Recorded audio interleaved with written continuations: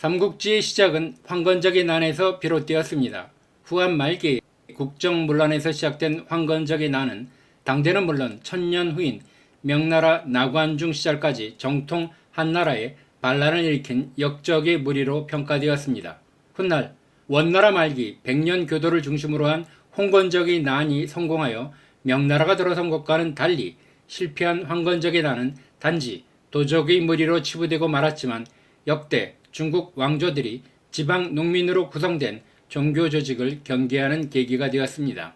유사한 사례로 청나라 말기에 일어난 태평천국의 난도 실패하였지만 만주적 지배하의 한족들이 진압에 참여하면서 목소리를 높이는 계기가 되었고 결국 청나라는 무너지고 중국은 증국번, 이홍장, 원세계에 이어 군벌의 시대가 시작된 것처럼 황건적의 난은 1년 만에 진압되었지만 한나라의 권위는 기울어갔고 천하는 군웅할거의 난세가 시작되는 계기가 되었습니다. 장각이 언제부터 반란을 준비하였는지는 알려지지 않았지만 부하인 마원일일 낙양의 황간인 중상시 봉서와 서봉에게 보내 184년 장각이 거사에 때를 맞추어 낙양에서 호응하도록 지시한 것은 역사적 사실입니다. 하지만 제자인 당주가 이를 조정에 밀고하여 마원인은 낙양에서 처형당하였고 장각 자신은 청공장군, 동생 장보와 장량을 각각 지공장군과 인공장군에 임명하며 반란을 추진했으나 초반의 기세 등등한 위세와는 달리 조정에서 보낸 노식, 황보숭, 주준장군에게 밀리게 되었습니다.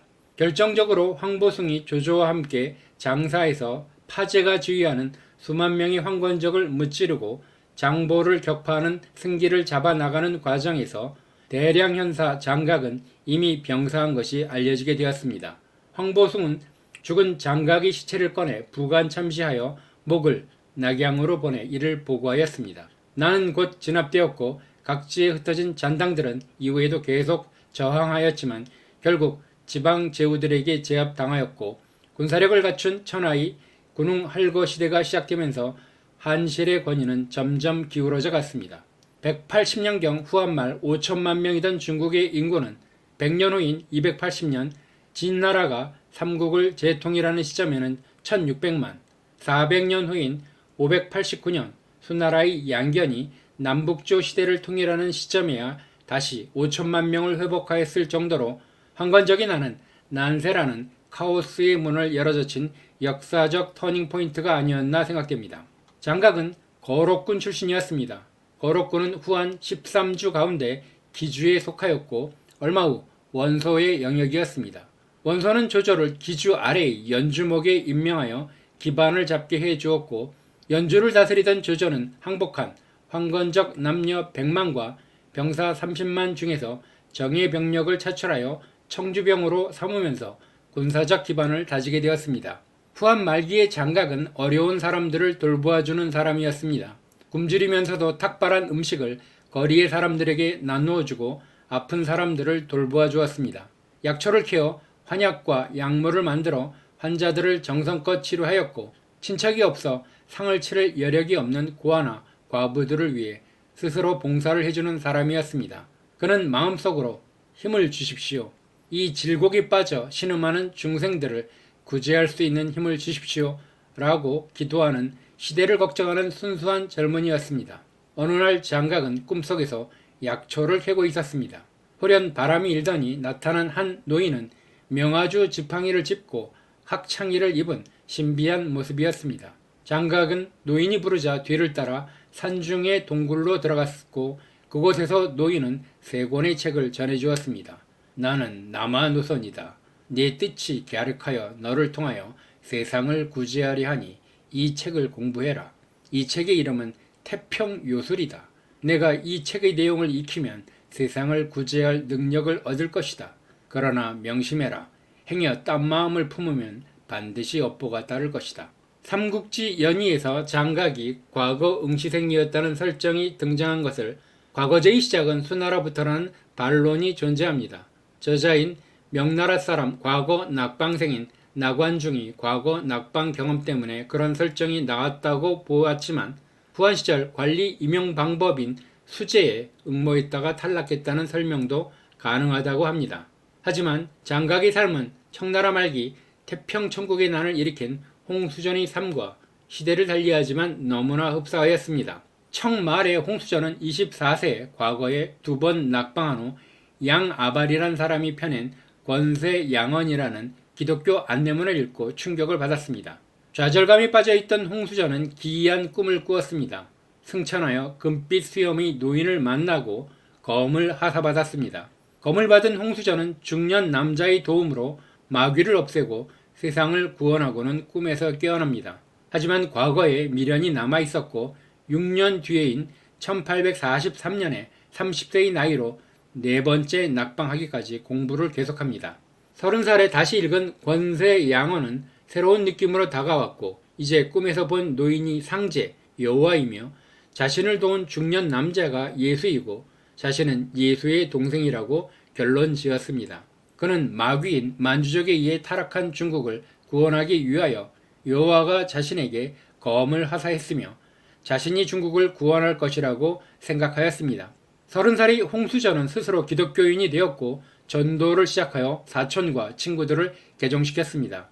개종한 홍수전은 마을에 있는 공자묘를 철거하여 마을에서 추방당했지만 부패한 청나라를 뒤흔드는 새로운 배상제회라는 종교운동을 시작하였습니다. 장각이 처음 출발하는 시점에서는 신도들이 철저한 추앙을 받게 되자 신도 36만의 힘을 이용하여 권력을 잡으려는 꿈을 꾸었습니다. 당시 조정 실권자들인 황관들은 청류파 호족들과 대립하고 있었고 황제는 무능하고 매관매직이 판을 치던 시대였습니다. 반란 지도자 장각은 종교 지도자로서는 능력을 보였지만 병법에 대해서는 그의 동생들을 포함해서 아마추어에 불과했습니다. 황건적 36만은 많은 무리였지만 8개의 주인 청주, 서주, 유주, 기주, 형주, 양주, 연주, 예주에 흩어진 36만은 오합지졸로 군사적 체계가 이루어지지 않았고 스스로 천공장군이라고 칭했지만 전술과 전략에 무지했습니다. 위기의식을 느낀 황관들은 자신들이 탄압하던 유학자들에게 내렸던 금고령을 해제하고 지방 호족과 사대부들과 손을 잡아 화급하게 황건적 토벌에 주력하였습니다. 주주는 동양의 젊은 장군 손견을 좌군 사마로 발탁하였고 황보승은 조조를 받아들였고 유비는 스승 노식을 찾아갔습니다. 결국 황건적인 난은 1년도 되지 않아 진압되면서 종말을 구하였습니다. 다만 태항산의 흑산적, 산사성이 벽파적, 산동성이 청주적 등 수많은 소규모의 황건적들은 이후에도 계속 전국을 횡행하였습니다.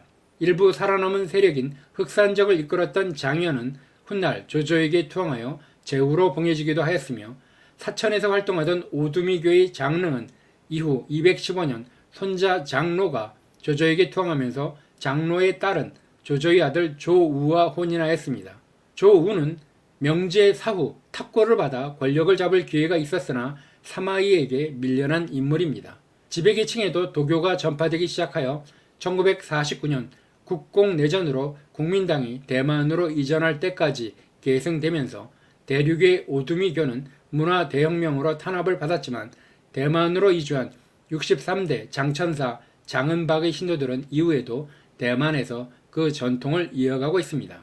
황건적이 난은 실패했지만 결국 400년을 유지하던 한 왕조를 무너뜨리는 계기를 만들었습니다. 황건적의 슬로건인 창천이사, 황천당립, 푸른 하늘은 이미 죽었으니 마땅히 누런 하늘이 서리라는 구호는 당대의 상식인 음양오행설에 의하면 당연한 논리였습니다. 한나라는 불의 덕을 이은 나라이므로 한나라의 다음 왕조는 화생토에 의해 토독을 자처하였고 토의 상징인 노란색을 사용하여야만 했습니다. 한나라를 이어받은 위나라 조비는 최초의 연호로 황초를 사용했고 오나라 선건도 첫 연호는 황무, 황제에 오른 이후의 첫 연호는 황룡이었습니다. 반대로 한나라 황실을 이어받았다고 주장하는 촉한의 유비는 263년 첫 연호를 염흥으로 한나라의 불의 이미지를 이어갔습니다. 오랜 기간 중국 왕조는 황건적의 난을 도적으로 폄훼하였지만 21세기에 이르러 장정일은 장정일 삼국지에서 환건군이라는 격상된 명칭을 사용하였고 중국에서도 황건적의 난 대신에 황건기라고 부르기도 하였습니다.